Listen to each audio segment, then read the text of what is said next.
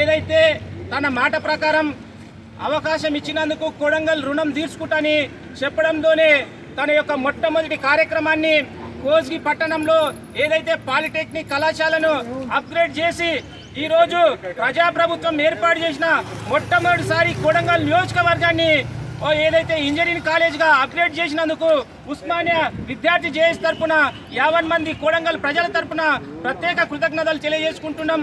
ఎందుకంటే ముఖ్యమంత్రి గారు మాకు విశ్వాసం ఉంది, నమ్మకం ఉంది. 69 జీవో కావచ్చు, అదేవిధంగా రైల్వే నిర్మాణం కావచ్చు, వికారాబాద్ 2 మరియు ఏదైతే కృష్ణా రైల్వే నిర్మాణం కావచ్చు, అక్కడ ఉన్నటువంటి కొడంగల్ ప్రజల్ని ఈరోజు ఆదుకునే బాధ్యత రేవంత్ రెడ్డి గారు తీసుకున్నారు.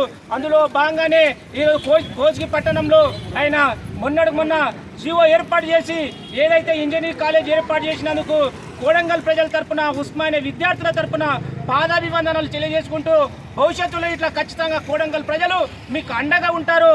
మీరు కొడంగల్ని గుండెలో పెట్టుకొని అభివృద్ధి చేయాలని రేవంత్ అన్న నాయకత్వంలో నిరంతరం ఈ 5 సంవత్సరాల్లో తెలంగాణలో ఉన్నటువంటి అన్ని ప్రాంతాలు అభివృద్ధి చెందే విధంగా మేము ఉస్మానియా విద్యార్థులుగా అన్న నాయకత్వంలో పనిచేయడానికి సిద్ధంగా ఉన్నామంటూ మరొకసారి ఏదైతే ఇంజనీరింగ్ కాలేజ్ నిర్మాణాన్ని ఈరోజు ఇమీడియట్గా తీసుకున్నందుకు 2024-25 అకాడమిక్లోనే ఈ యొక్క తరగతులు ప్రారంభించేటట్లు చర్యలు తీసుకున్నందుకు రాష్ట్ర ప్రభుత్వానికి, ముఖ్యంగా ఈ రాష్ట్ర ముఖ్యమంత్రి రేవంత్ రెడ్డి గారికి ఈరోజు పాదాభివందనాలు తెలియజేసుకుంటూ రేవంత్ అన్న గారి నాయకత్వం, రేవంత్ అన్న గారి నాయకత్వం, రేవంత్ అన్న గారి నాయకత్వం. ధన్యవాదాలు ప్రభుత్వానికి, ధన్యవాదాలు ప్రభుత్వానికి.